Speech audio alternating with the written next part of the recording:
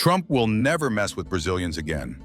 The Brazilian government's decision to invoke the economic reciprocity law against tariffs imposed by Donald Trump has opened a historic crossroads. This is not merely about measuring numbers, percentages, or trade statistics.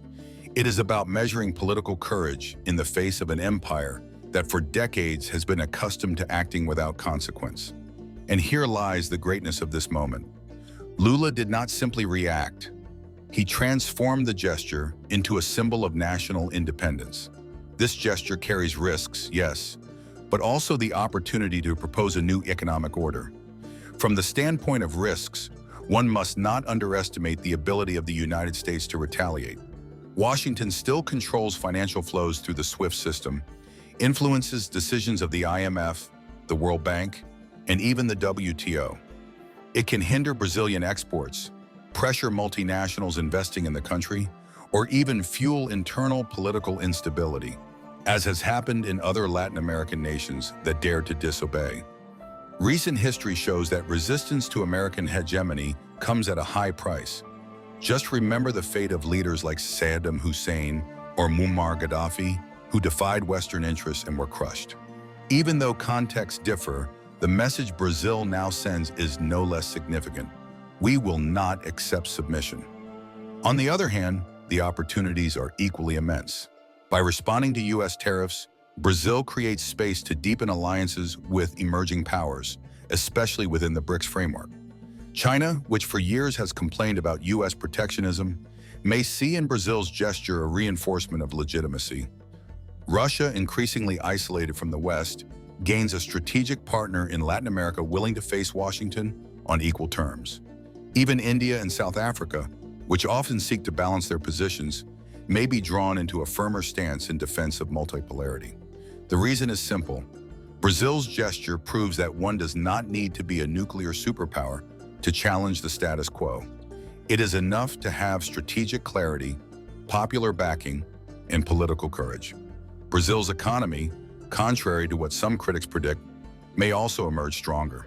By applying reciprocal tariffs, the government forces national productive sectors to diversify their markets. Instead of relying solely on U.S. purchases, Brazil can expand ties with Asia, the Middle East, and African countries. Negotiations are already advanced for trade in local currencies within BRICS, which would reduce dependence on the dollar. Thus, what seems risky today may become an opportunity tomorrow. The chance for Brazil to occupy a leadership role in shaping a fairer and more balanced global trade order. On the domestic political front, the measure also has deep repercussions. By challenging Trump, Lula is not only talking about tariffs, he is talking about national dignity. He is speaking of a country that no longer accepts being an economic colony, where the stroke of a foreign president's pen dictates the direction of Brazilian industry, agribusiness, and jobs. This resonates strongly among popular sectors who for decades have been told that Brazil was dependent or unable to confront the United States. By taking this decision, Lula changes that narrative. Brazil not only can but must stand up. And it is this sense of national pride that may reshape not only economic policy, but also electoral politics in the coming years. Finally, what begins now is a war of narratives. On one side, the United States will try to portray Brazil as an aggressor, a country that threatens the global economic order. On the other, Brazil will have the chance to present itself as a leader of a new era, the era of reciprocity, sovereignty, and dignity. This war will be fought in international forums, in multilateral summits, and even on social media, where every statement will be amplified.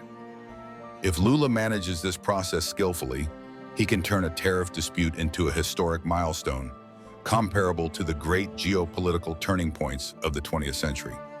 And here lies the closing truth. Brazil now stands at a crossroads. It can either retreat in the face of U.S. pressure, reaffirming its place of dependency, or it can hold firm and inaugurate a new chapter in the history of international relations. Lula's act has already entered history as a gesture of courage. What comes next will depend on how Brazil sustains that courage in the face of the inevitable storms ahead. But one thing is certain, Brazil is no longer the same, and from this gesture forward, neither will the world.